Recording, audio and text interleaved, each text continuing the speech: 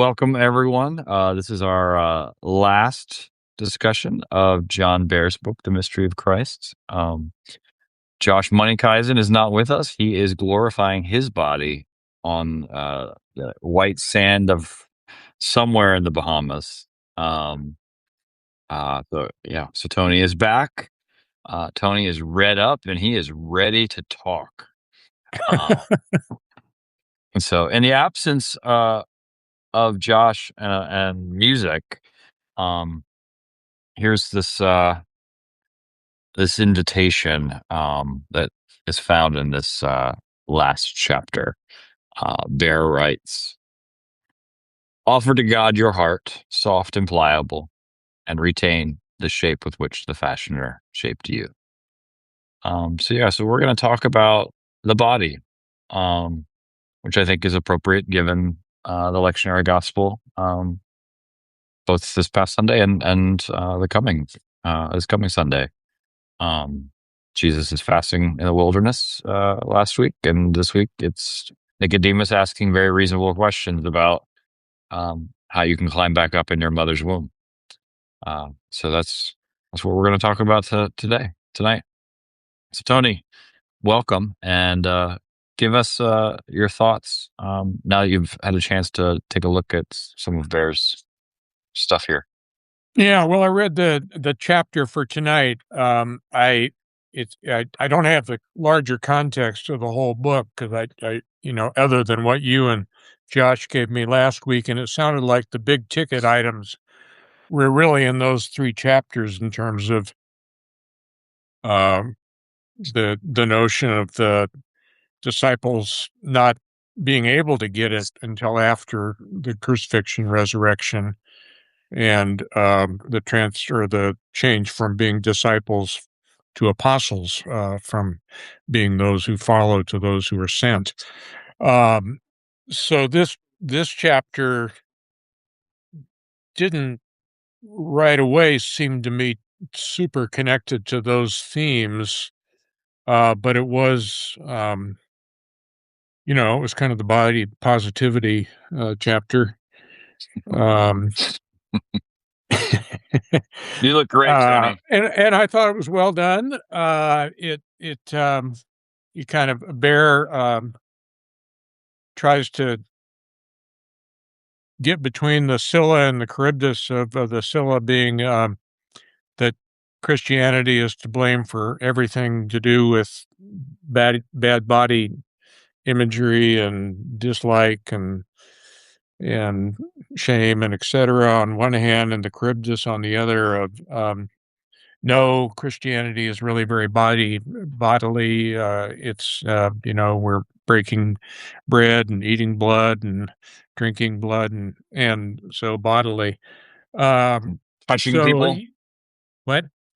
And touching people, doing all kinds of things, watering people's heads and bodies, and so he really, as I understood it,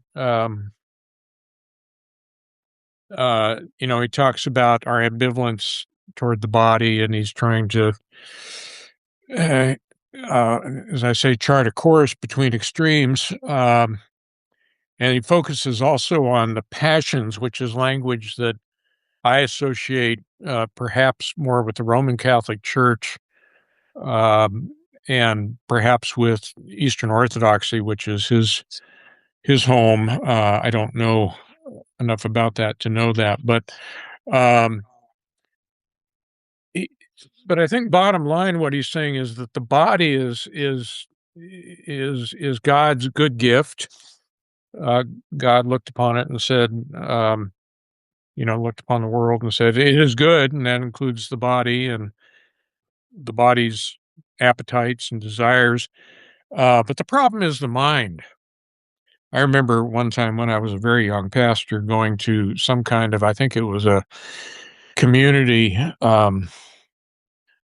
like baccalaureate service or something, or graduation, I don't know, for high school kids. And the minister got up and said, "Do you know what the most powerful sexual organ in the body is?" Yeah. And he said, the mind. I'm And sure and that that's I'm sure that wasn't awkward for any of the students there. yeah, right. Yeah. Uh and he's kind of saying that. He's kind of saying it's your mind that that that gets either you on the right track or gets you off the right track in terms of the use and abuse of the body. Hmm. Um, the sinfulness is a quote from some page of the passions, therefore, does not reside in the materiality of the body that is created by God, but in the manner in which the mind regards and abuses the body and its impulses and appetites. Uh, I don't know if pastorally that helps that much. I mean, but you know,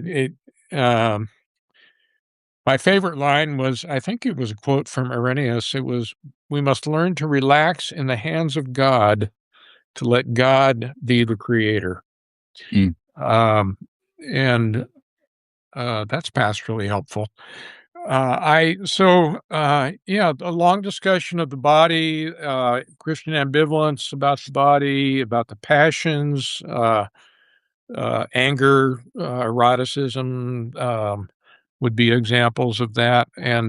But, but it's not, I think when talking about anger, he said, you know, unless your mind nurses anger with envy and judgment and all kinds of other stuff, anger is sort of like a bubble that'll burst and go away. A kind of a distinction between, I guess, emotions and attaching judgments to all that and kind of giving it a longer lifespan than it perhaps would have on its own. So, yeah. So, it's kind of the body is a good gift of God, and, uh, and the idea that the body is the source of all temptation, I guess that's still alive in some quarters, but he would say, I think it's more the mind Hmm. and the way the mind, uses and abuses the body or exaggerates our impulses and appetites. Yeah, I mean, he says it clearly that the mind turns the body into an idol. Um, Mhm, and uh, so I, I was thinking, so I reread this chapter, today, but earlier this morning, I talked about, Jacques Ellul's book, Presence in the Modern World, with Sarah Himlicky. And so I was rereading these pages in light of Ellul, mhm, um, pointing out the extent to which, the modern world, is, constantly at work, to privilege information and technique, um, and that the church is often complicit, in those systems. And so, yeah, so I read Bear on the glory of the body, as a reminder that, uh, in a lot of quarters of Christianity, on the one hand, there are those who espouse a kind of purity culture still, shame, uh, people, usually women, um, uh, over like material things. But then I think on the other part of the Christian, spectrum, we have reduced a lot of the faith to ideas. yeah, Um, yep, and I remember, my wife and I were touring. I mean, it was just like an open church, There, in Thessaloniki in Greece. It was an Orthodox church. Um, and so it's just filled with chapels and people coming and going, and there, people are kissing icons. There was a priest like moving around the room and just like kissing random people on the forehead, and just the tactile nature of the Hmm. faith, right? Hmm. Um, and that's very different than thinking I can watch a worship service on my screen, um, and that is sufficient, right? And so, yeah, I think there is an embodiedness to the Christian faith, that I think maybe, we have lost, and John Bear has used the church fathers here to kind of point out a detriment. Is modern technology Gnostic? I mean, it does uh, seem to invite us to live a disembodied existence. That's what you're saying or implying. mhm.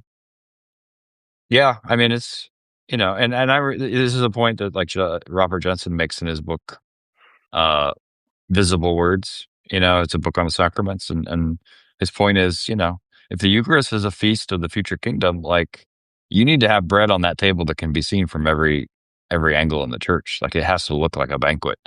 And Right. if you're gonna baptize people, like shame on you for like you know Yep. sprinkling a baby with just a few drops of water that no one can see. Like Yep. Yep. it has to be seen. Um, yeah, Todd. Um, I don't know. I'll jump in and at least offer when Tony mentioned Bear's description of anger. I had a therapist friend years ago. We were talking about a mutual situation, and he described anger as a parasitic uh, Mhm. experience. For him, anger was always rooted in fear, and so anger tapped the energy of those internal fears.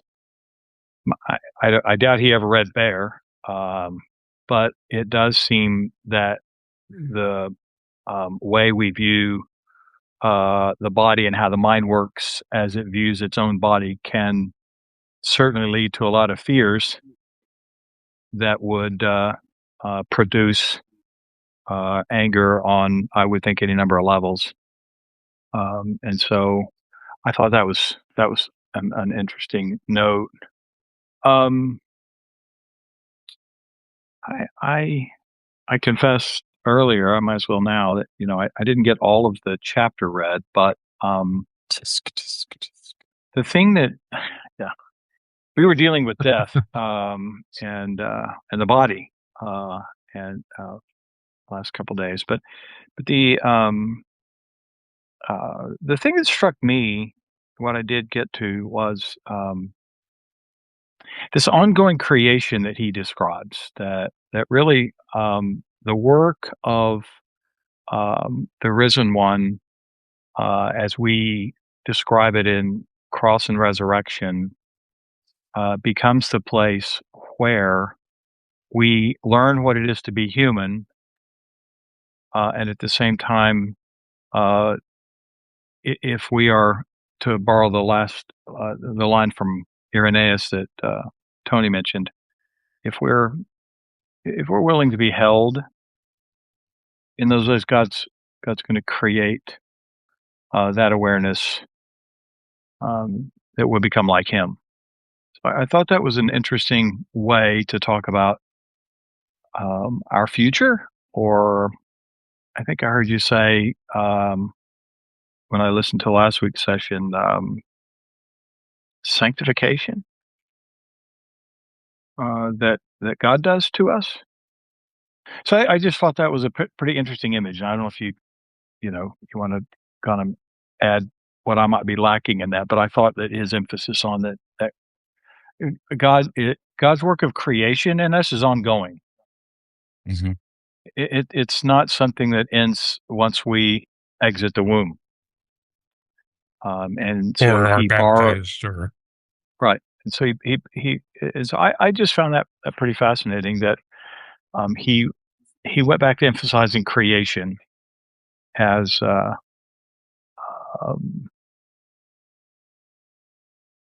a word picture, a means to help us recognize that we're becoming human in as much the same way that we are becoming like Jesus, who was the true human.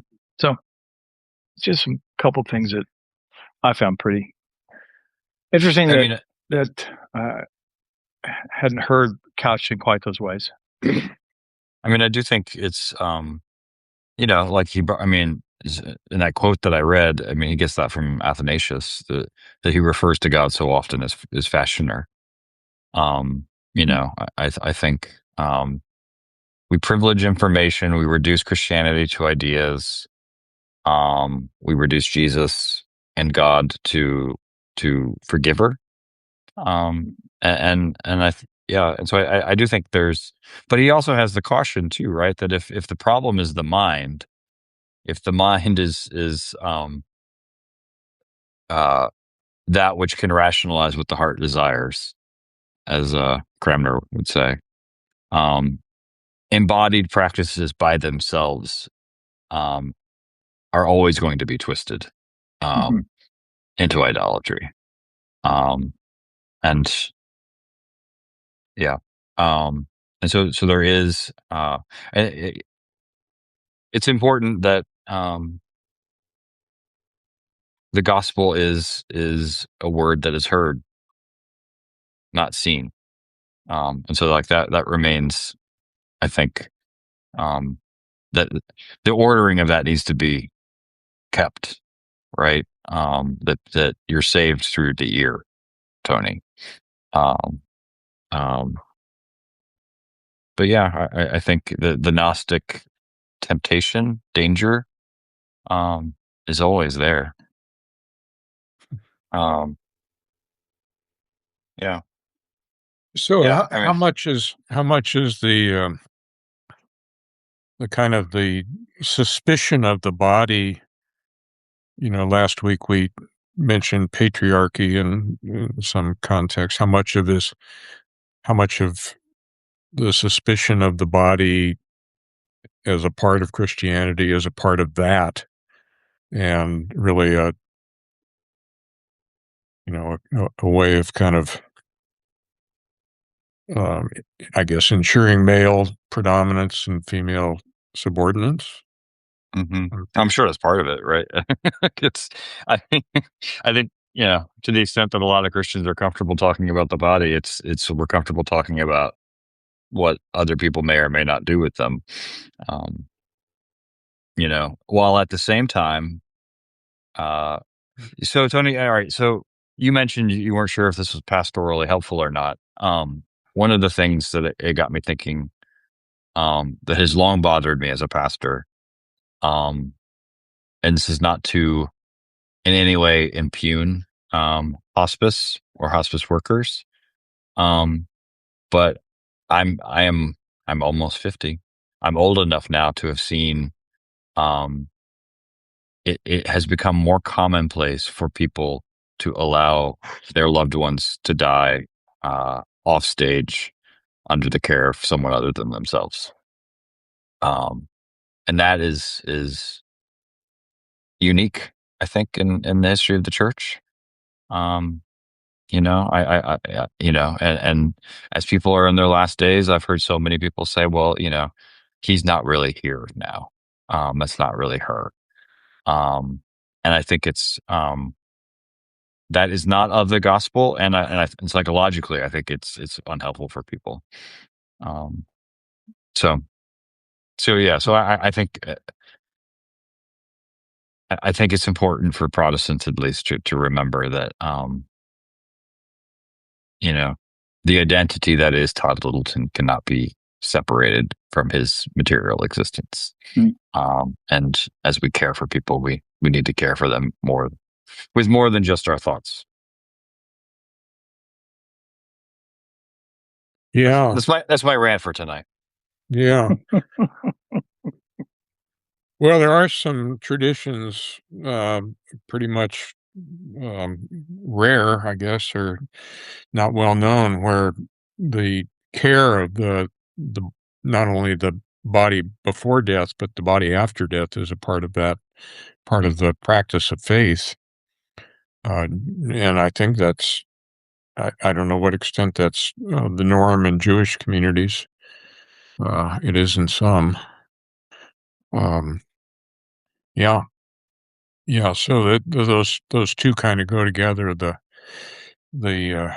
schizophrenia, if you will, about sex and the denial of death, and Hmm. the farming it out to other people to manage for us, and Most of whom, at least on the East Coast, most of whom are Orthodox Christians from Africa. so, um, so it's well, that may be a plus. Yeah, yeah. Yeah, well, yeah, I mean, the truth is that a lot of the care of people in their last months and even years of life is being done by immigrants hmm in our yeah. culture.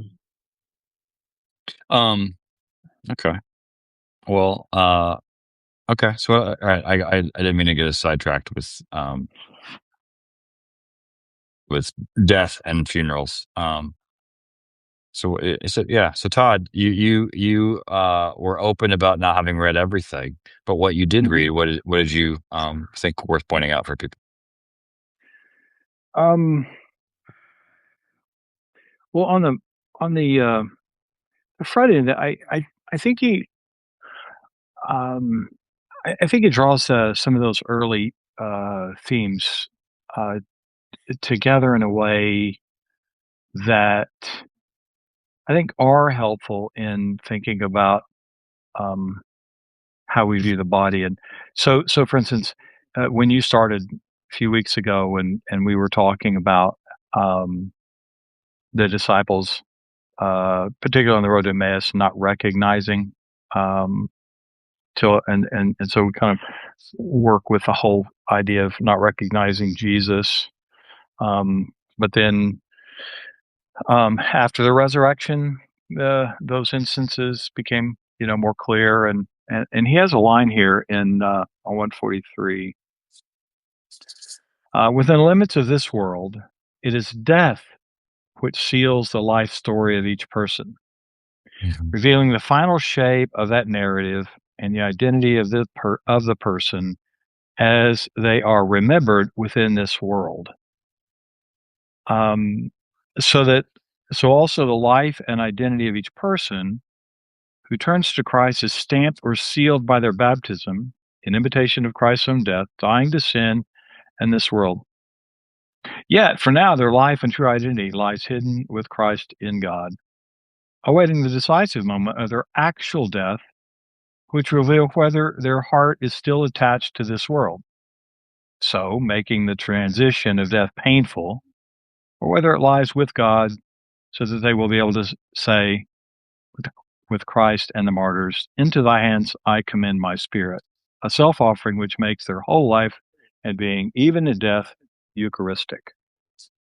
Yeah, it's Um, beautiful. I love that. yeah, what struck me is that while you were trying to turn us away from death and funerals, um, with the pitch to me, this does seem that at this particular uh, point, he's talking about what's observed at our death, and I, I that just kind of was one of those. Uh,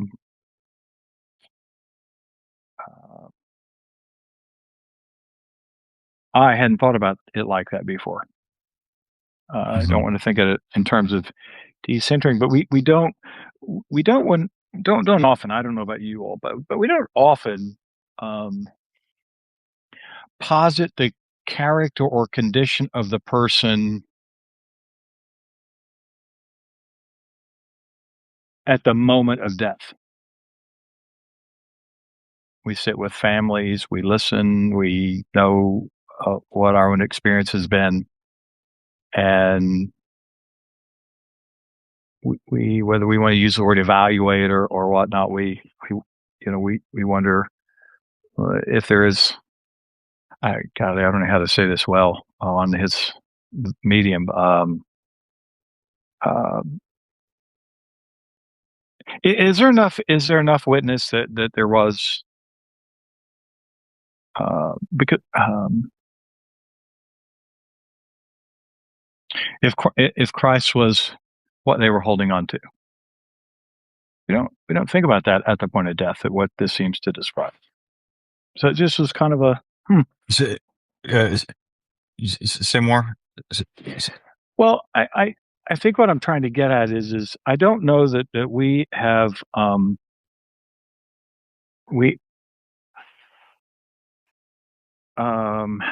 me try another way. I think we've talked about it. Probably not at class time, but there's a very concerted effort in the funeral service that I was a part today that to Eli death was to say we're here to celebrate. Mm-hmm. Mm-hmm. So when we take that step, our callbacks are always to those emotive events where the one who has died has endeared themselves to us, or to a group, or to a family, whatever role they played. It's not a callback a majority of the time to it's too preachy to talk about their devotion. Mm-hmm. It's too spiritual to describe their particular habits. And I guess that's what kind of caused a bit of the start reading this, that in that particular moment I was in, and the particular things that were going on, that no one sat there and said, well, what was Jerry like when he died? Mm-hmm. Mm-hmm. Yeah, I think that the passage you read is an invitation for death to be holy. Yes. And for it to be, yes, a moment of significance. Into thy hands I commend my spirit, O Lord. And oddly enough, in light of our topic, that we're so focused on the biology of death, that the spiritual significance, I think, has been eroded.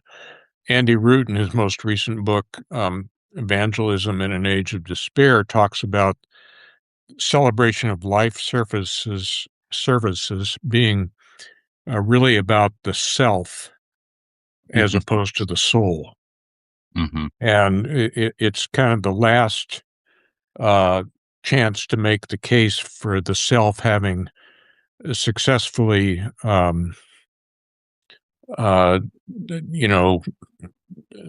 lived life. And I think there's a lot to that the focus in celebration of life services tends to be what's happened in this life, which is not without importance, needs to be honored and mentioned. And it's not to say we just need to, gloss over that and say he's in a better place now or something like that. But it is to say that death, uh, pre anticipated in baptism, is an act, whether fully conscious or not, by those formed in a certain faith, of offering themselves into God's eternal care. Mm-hmm. And that seems to me to dignify death in a way that we're lacking in many ways in our culture and in our church. today. Yeah, maybe I've mentioned this before. So, so it was last spring. I was part of a Templeton grant project with Ryan Burge and Tony Jones. Mm-hmm. And so they did like a huge survey of the nuns, NONES. And so as part of that, they gathered me and a handful of other people, like 5 or 6 people, um, to review their data before they released it. And so I was the only non-PhD there. I was the only preacher there. I think I was the only believer there. Um, and I remember there's this woman professor of sociology, I believe, who was talking about how her fiance, husband, and she was probably about your age, Tony.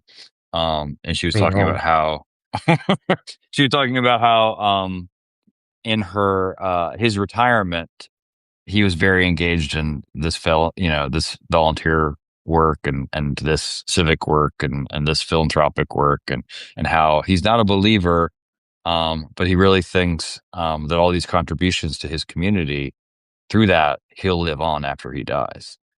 And I tried to muster up as much pastoral presence as I could, and I just was like, but they, like, that's not true. like, like eventually everything that we've done will be forgotten. If there's not a God who can hold all of it within himself and give it back again. Um, so I think, it isn't just that we've reduced Christianity to ideas and technology, in a Gnostic sort of way. I think, yeah, I think you're right, Tony, to point out that um, there's a kind of despair underneath all of that. well, yeah. Root's kind of whole argument is about how this focus on the self uh, really becomes another form of works righteousness. That we have to produce a successful self, and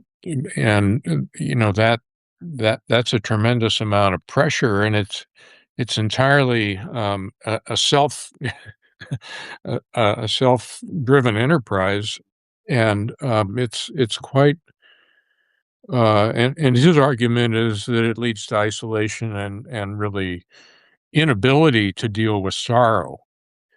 Hmm. And he has is I think kind of a wonderful idea that uh, the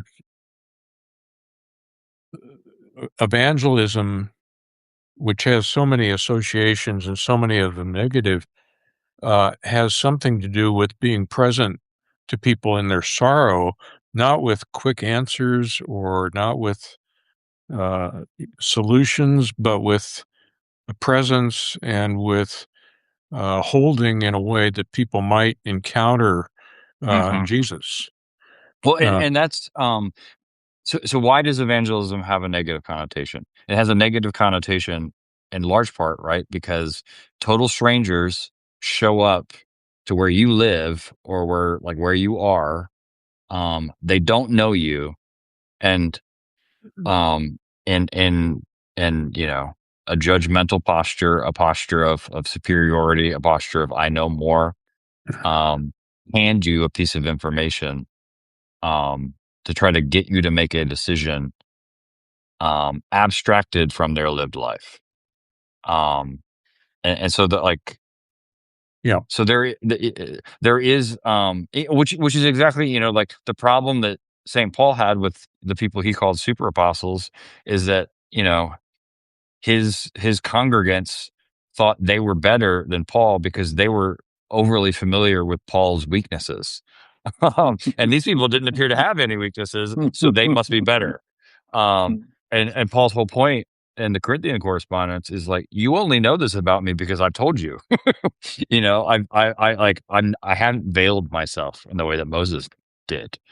Um, and so there's Well, and Root's argument would be that culturally we're invited to veil ourselves In other words, instead of reveal ourselves, as Paul does in talking about his foibles and failures and many shipwrecks, um, and that can be overdone too, of course. But it it it relates to the theme here because it basically the veiling that occurs in the effort to present ourselves as something other than we are is often a disembodied. Mhm. I mean, we may be smiling and look great, but so that's bodily, but it's very selective.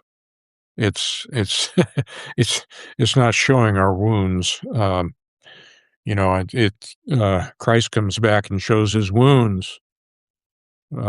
Well, and the irony is, right, that like as soon as Brene Brown convinces all of us that sharing our vulnerability, making ourselves vulnerable to another is powerful, we we are all then incentivized to do that, to the degree that we're comfortable with doing that, and so we choose the wounds that we display.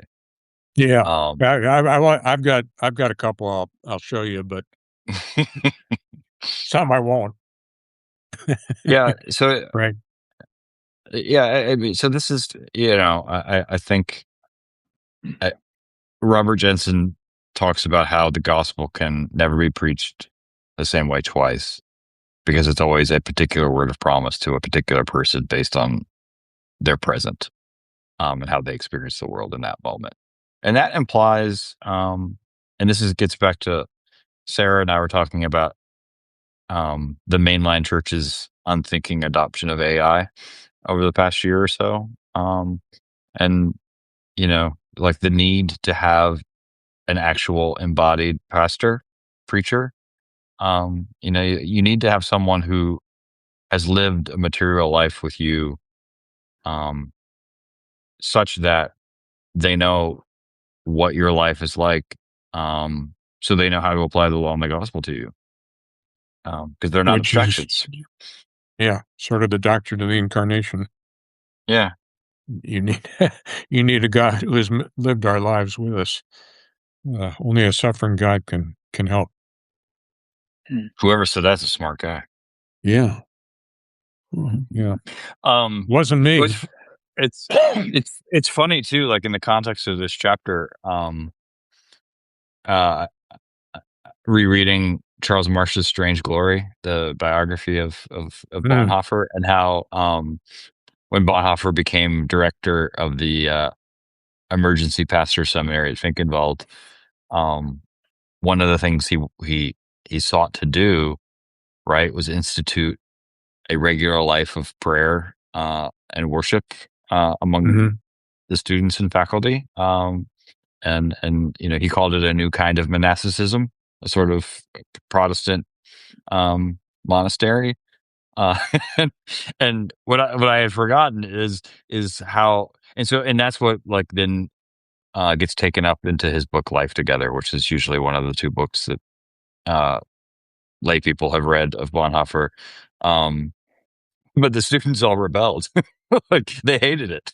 But they absolutely hated that kind of ordered, embodied life together, because of their hyper Protestant upbringing. Yeah, that's interesting. So they Melee just wanted to discuss theological doctrines and concepts?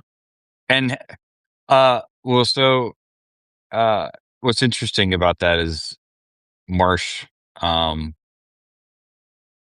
Marsh makes a point to say that if you just read Discipleship, which he was writing around the same time, or Life Together, or if you read his lectures at Finkenwald, you can come away with a very stern portrait of Bonhoeffer as a hyper Christian, um, seeking holiness. Someone like Saint Anthony, right? As James Bear writes about in this chapter.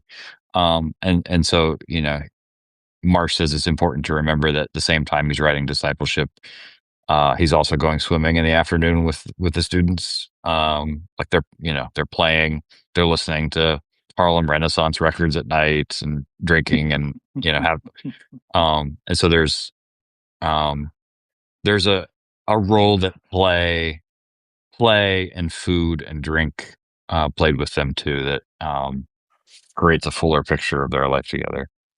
Well, that raises, I think, a question that let's talk about, and I'd love to hear the people in the comments line pitch in on this. But what does it look to you like to glorify God in the body?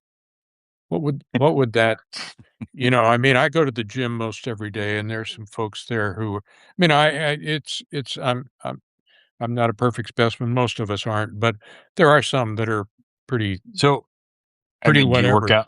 Do you work out in your jeans like RFK Jr.? I am in the sauna doing push-ups, and I try to drink raw milk, and I offer it to whoever else is. No, no, that is not what I do. And so, well, that's a case in point. Is that glorifying God in our body? What might it look like? I used to have, friends. We would go to Zabar's Delicatessen in New York when I was in seminary, and we'd stand in Yeah. front of the cases, and we'd say, "Ah, the glorious feast of the kingdom of God." And it was, it was about all the food we were picking out and going to have and drink good wine with and stuff like that. And yeah, I mean, so I think we've talked about death and we're talking about bodies. I think it's important that, like, um, the smell of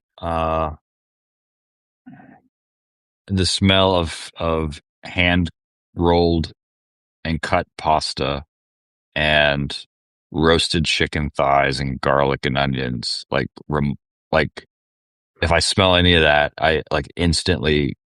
um I instantly think of my grandmother, yeah, um who was an Italian immigrant and had a little restaurant, um that I can remember the smell of uh different grandparents.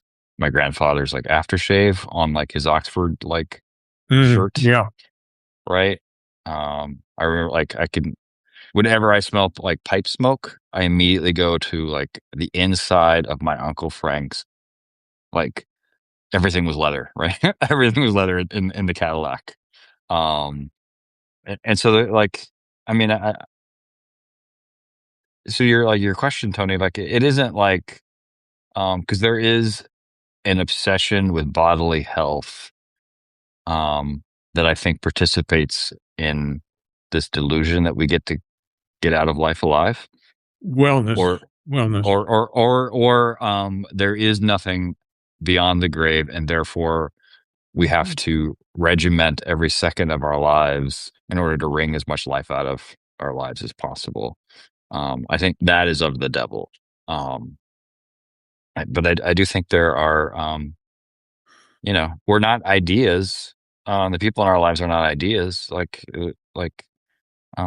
They're people who smell a certain way, and their insides of their hands feel a certain way, and Yeah, it's one of the things I think about it every Sunday when people come up for communion. Like I could describe 3 dozen people's hands, who are there every Sunday, yeah, yeah, and yeah. that's It's part of who it's they are.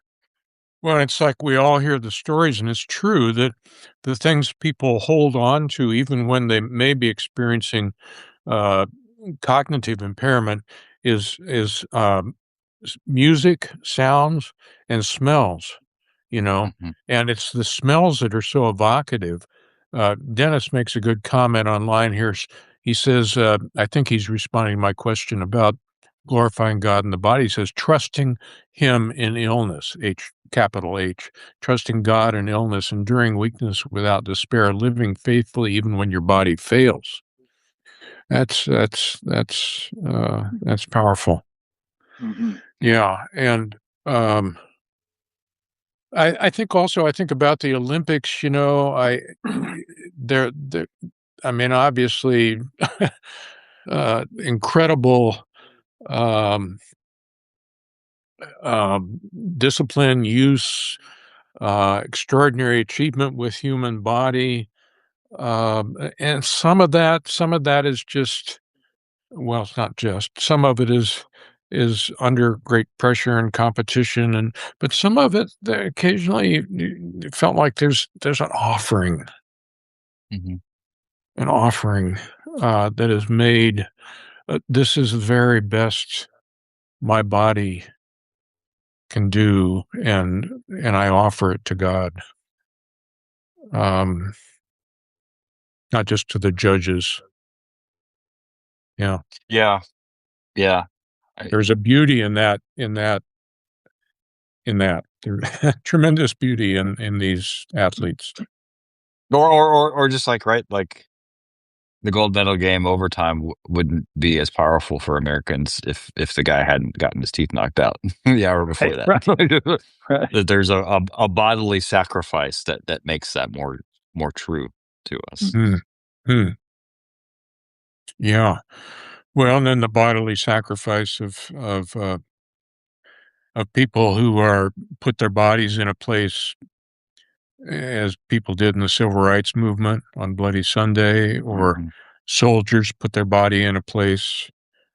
Um, this is glorifying God in our bodies.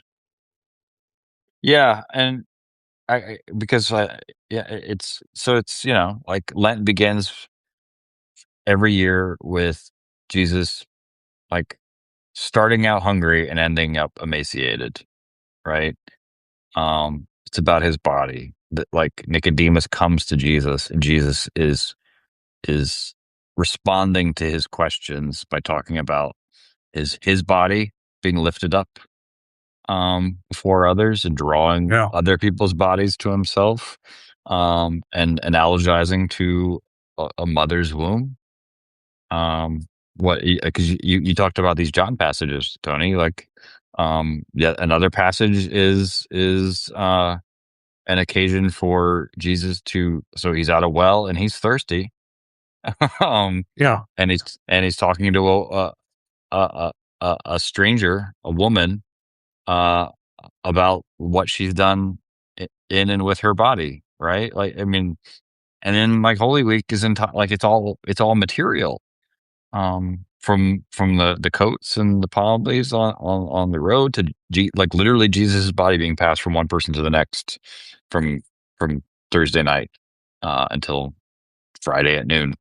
um yeah and so if yeah and so like Christianity cannot be reduced to watching Todd on a screen or listening to me in your earbuds, or going to a church that resembles a theater or an auditorium, and receiving instructions on how to live your best life now from Tony. And of course, the church is the body of Christ. Yeah. The body of Christ. Oh, and the bride, which presumes that like someone's Yeah. going to do something to that person's body. So before we get too far away from it, I just wanted to mention a wonderful Japanese film about the care of the body at death, called Departures. It's probably 10 or 15 years old at this point, but it's quite extraordinary, and I commend it to anybody. I did notice that in the comment thread, somebody raised the question about cremation in light of this discussion, which is probably understandable. And I confess I'm a little conflicted about that. I probably will be cremated. I chose the place this summer where I want my ashes to be, and my wife seems to agree that we will both be there. Um, but it's still, I kind of wonder a little bit about that, but I don't have any great light to shed on the matter. um, I saw Maylee's comment. I just uh, my friend Thomas Lynch, Undertaker poet, um, Yeah. has written about this, and he converted me a long time ago. Um, that it isn't that like the God who raises Jesus from the dead can't put Tony back together again from dust, right? We just had Ash Wednesday. um, it isn't that. It's that Tom argues that cremation, as it's too often practiced in America, participates in this. I don't know if he would use the word Gnostic, but Gnostic reduction of Hmm. Judaism and Christianity. And so Tom writes a lot about how, and for a while I tried to do this, and then people just rebelled, and I was shouting into the wind. But he's, like he says that as an undertaker, when people choose cremation, he's like, okay, well, this is the day and the time that we will bring them to the fire, and I expect you to accompany them with me. And I did that with my sister, and it's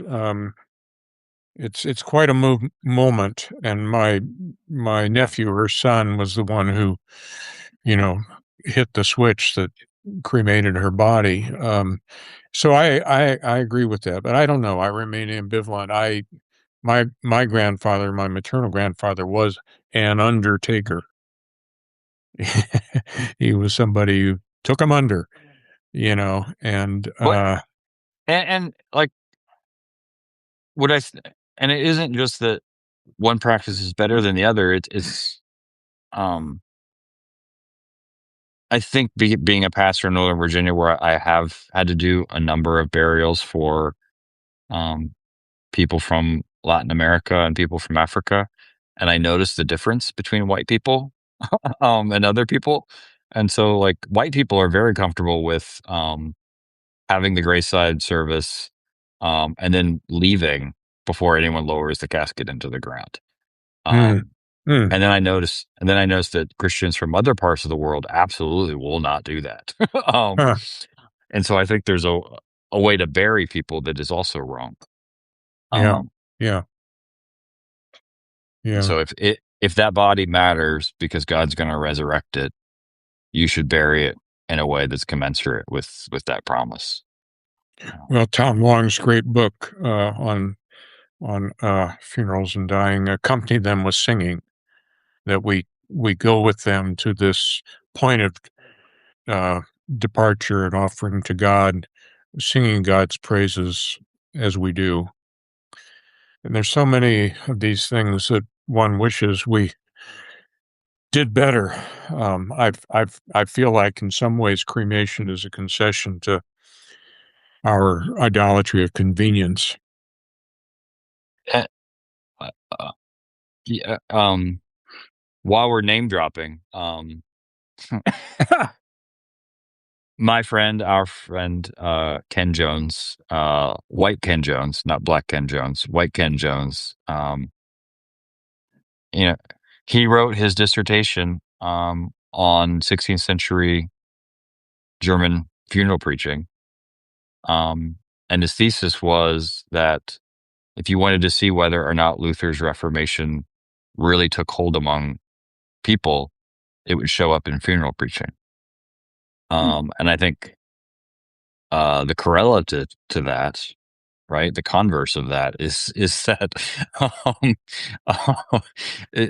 like our funeral practices, our practices, how we treat the dead and dying, reveal that the actual health of Christianity more than sermon downloads and worship attendance. I think another thing that I would put a plug for as a way of glorifying God uh, is eating together and the family Mm. meal. Yeah, In both of our sons' families, it's a priority that the family eat together every night, and I just think I just thank God for that.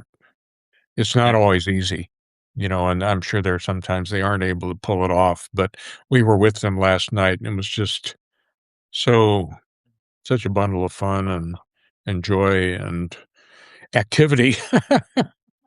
yeah, yeah. I mean, I had I don't know, somewhere in the middle of elementary school, some kid came up to me, um, in the fellowship hall on Sunday and was like, "Well, how do I fast?" And I was like, "That's a great question." I'm just and that only came up because I mentioned the temptation story, and there's, yeah, I mean, it's important that we get up in the middle of the service and pass that piece. and like touch other people and maybe get sick from that. It's important that like, yeah, I put something inside your hand that may or may not be calloused. Or like the people who I know are like have cancer and they like grab a hold of my hand like it's like a life Mhm. preserver. Like that's important. Mhm. Like Mhm. yeah. It's important that we like, in my church at least, like we mark time by changing the colors of the pyramids. Mhm. And that like sanctuaries are pointed in a particular direction for a reason. And like we bury the dead facing a certain way and like all that stuff. Like, yeah. So Tony mentioned Departures, Japanese movie. And I think this is relevant. Uh, every year we subject our children to an art house film on Thanksgiving Eve. To what? Like an art house film. Oh.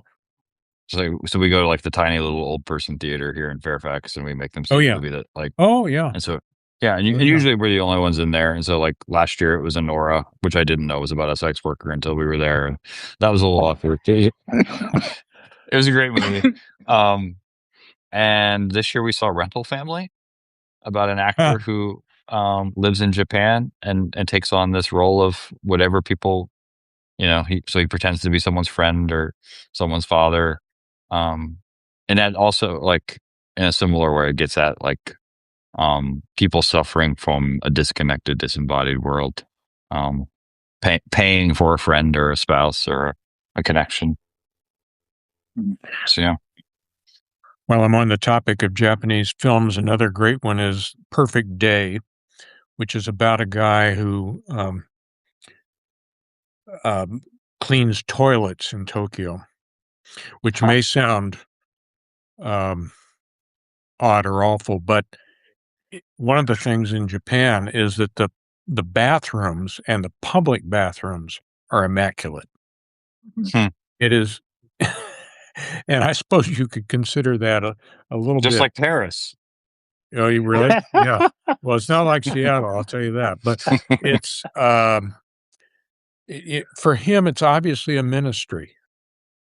Mm. But it's a wonderful film. Perfect Day or Perfect Days, something like that. Very deep, a lot to it. I mean, we're on the topic of bodies. We were my wife and I were in Quito. I think it was this past summer. Maybe it was the summer before. We went 2 years in a row. And so like a lot of places in Latin America, when you go to like a public restroom, you have to like pay for the toilet paper. And so like, Yeah. yeah. And then, yeah. And that was like the day where I was like, oh my gosh, my travel freeze is about over. And I give her, whatever it was. And she gives me like, I don't know, like that much. And I was like, here. I need more. I'm going to need more. Well, speaking of bodies, I need to pee. So you guys can wrap the session up and carry on. I don't know which, but I'm gonna bow out for the moment. Wow, he really had to go too. Well, on that note, thank you all. So we're done with this book, Todd. Okay. Josh chose this book. So what we do next is up to you. I subjected people to the Bulgakov book, which I felt like was, received as warmly as playing the bongos in church. So it's on you now, sir. Okay. I'll go look at my wish We list could and always like see, just talk what we about should the do. Bible. Yeah. We can do We that. could always just talk about the Bible. I'm okay with that. Yeah. Or oh gosh, I have his books. Oh gosh. What's his name? James, the Baptist systematic theologian that Harwas has used. Clendenning. Yeah, James McClendon. McClendon. Yeah, McClendon. I've got his 3-volume systematic. I don't know that everyone wants to do that one. Probably not, actually. Yeah. Yeah, we don't want to do that. But yeah, I'll I mean, maybe we should read some sermons by Robert Jeffries. Kind of do the Southern Baptist thing. You know, You're going to need to find a Southern Baptist to sit in for that one. who's the guy that just did the Christian nationalist service at the Pentagon? Was he? Oh, he's not Wilson? Southern Baptist. No, he's he's not Southern CREC. Baptist. Oh, He's no, what? no, Doug Wilson. CREC. It's his own denomination. I think he got maybe into trouble at a denomination, started his own. I mean, that's one way to do it, right? So he started his own denomination.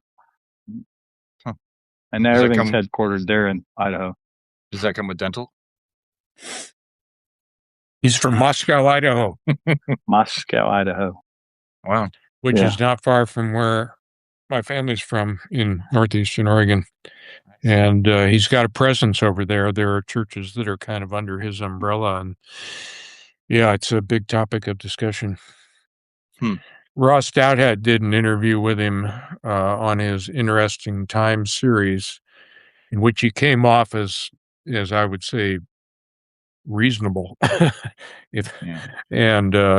maybe he was.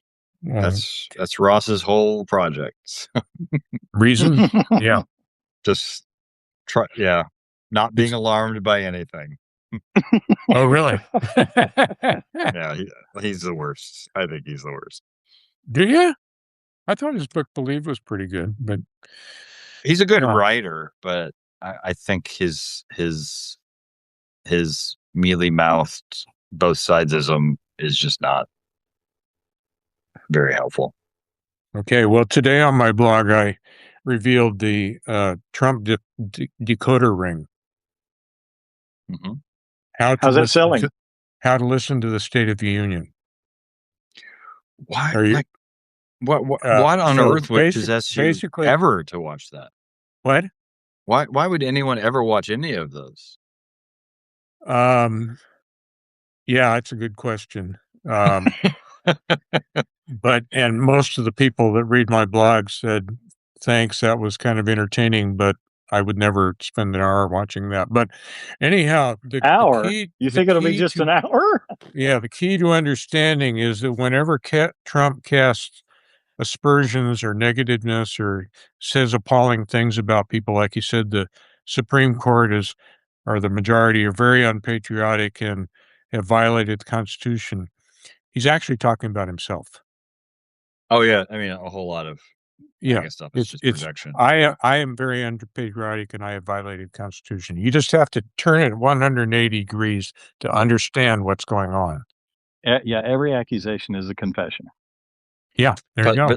But still, thank you, Todd. I mean, to bring up, we've been talking about glorifying the body, the goodness of material things.